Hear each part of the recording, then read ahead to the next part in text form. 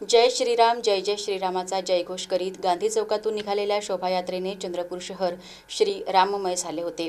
जय श्रीरामाच्या गजराने संपूर्ण परिसर दणाणून गेला होता।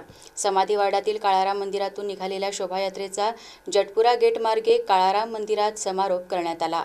श्रीराम जन्मोत्सव समितीच्या वतीने शोभायात्रा काढण्यात आली होती। शोभायात्रेत वाहनांवर रामायणातील विविध देखावे साकारण्यात आले होते। या शोभायात्रेने चंद्रपूर महानगर राममय झाले होते।